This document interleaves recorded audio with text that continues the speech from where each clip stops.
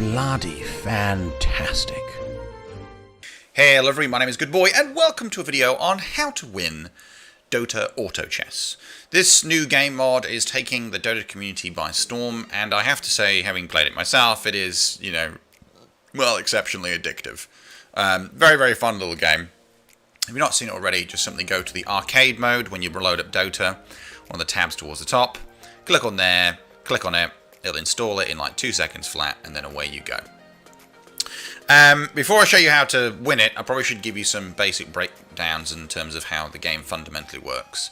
Once you finally load, which can be a bit of a nightmare in and of itself, and you pass these 6 or so different loading screens, you finally get to start your game. Now, in the very, very early parts of the game, as long as you select a hero, buy it, and place it on the board, you will win your first few rounds. And this is kind of where a lot of people literally lose in the first few rounds, because they load up the game and they're like, what the heck is going on here? And then they do it wrong.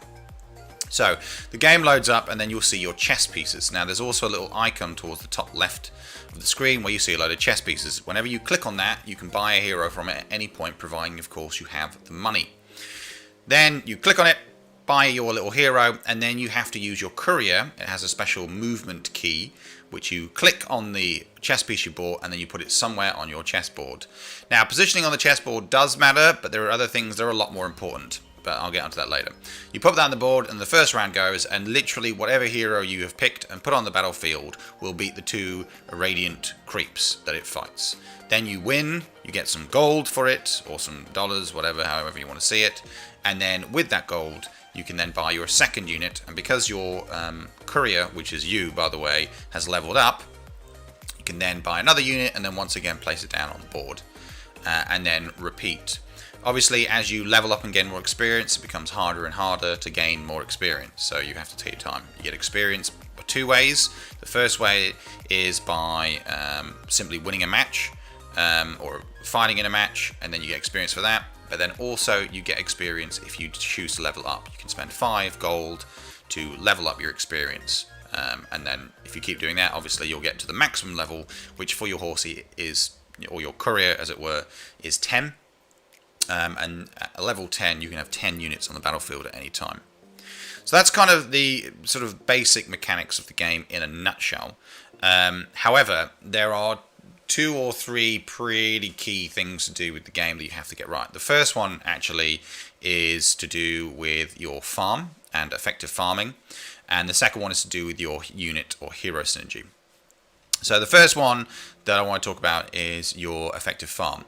So unlike Dota, where killing enemies does give you gold, and that is kind of true in Dota Auto Chess, the much, much bigger thing you get is actually interest. For every 10 gold you have, up to 50 gold, you will gain 10% interest on it. So for example, if you have 10 gold, you'll get 1 interest. If you have 20 gold, you get 2 interest, 3 gold, 3 interest, 4 gold, 4 interest, and then finally at 5 gold, so if you've got 50 gold, you'll get 5 gold in interest.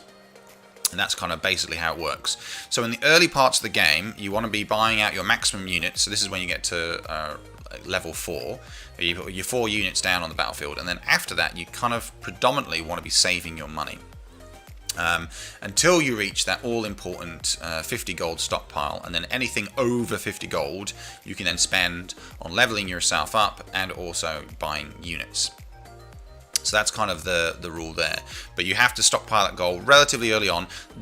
Now, please don't make the mistake of not buying any units at all. That is really, really stupid. But buying occasional units that fit in with your synergies is fine.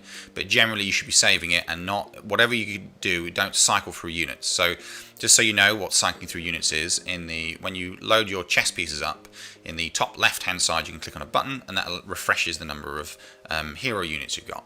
In that kind of case, what you want to do is basically don't do that when you're stockpiling for your gold.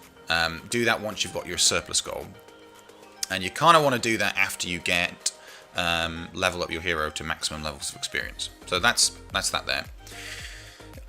Once you have stockpiled your gold, then you can start spending it on, first and foremost, you're leveling yourself up. So you want to, before you get to level 10, you want to be spending a minimum of 5 gold, but ideally probably 10 gold per turn, leveling yourself up, so that way you can get your maximum 10 units and have the best chance of winning a round.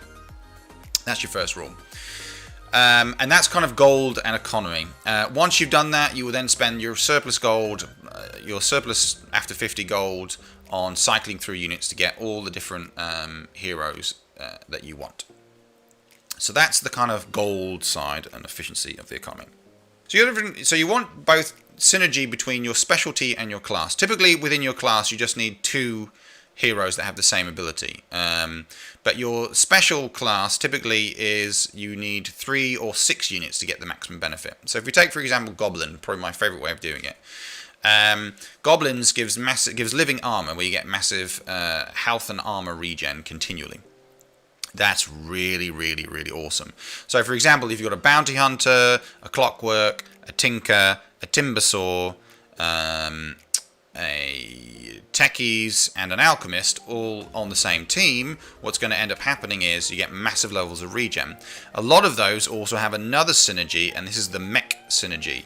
And so if you've got enough mechs on the board as well, you'll get massive regen from that. And so that's kind of the idea, is you want to have a specific specialty, and then within that specialty a couple of different classes in order to get the maximum level out of it. So as you select those as you work your way through, generally that's going to help you get what you need, and basically you start getting major synergy and then you're away. The last little tip that I wanted to end on was actually in terms of the whole cycling through units. So once you leveled up to maximum level 10, once you have done all that, you're then going to just work your way cycling through different units. And you need to be very, very disciplined about only picking about 6 or so, maybe 7, max 8 different kinds of heroes. All should belong to one specialty, and then maybe you can throw in a few overpowered ones that have some kind of synergy with the rest of your group, as it were. And then if you do that, then that's fine. But what you'll do a lot in the game is you'll cycle through, and then you'll get level 1, say, tinkers. So let's say you get 3 level 1 tinkers, then you put them all on the board, they group together to create a big tinker, and then you'll cycle through the chess pieces again and get another lot of 3 tinkers, put them all on the board, they become a level 3. Repeat the same process again, and then finally you got 3 level 3 tinkers that all group together to become a level 5 tinker. And while that is incredibly grindy, you've got a lot of gold towards the end in order to cycle through that many times. And then of course it's the same thing as soon as you get your alchemists. As soon as you get 3 alchemists, then you got a level 6 alchemists. And then finally techies, which is also a goblin. When you get 3 of those in a row, then you've got a level 7 techies. So it all kind of synergizes together. But cycling through towards the end gives you the maximum gold turnout. Maximum efficiency for gold, and allows you to continually level up your units by simply creating lots of them, grouping them together, and then continuing that process. And that, if you do that continually, you should, in theory, win.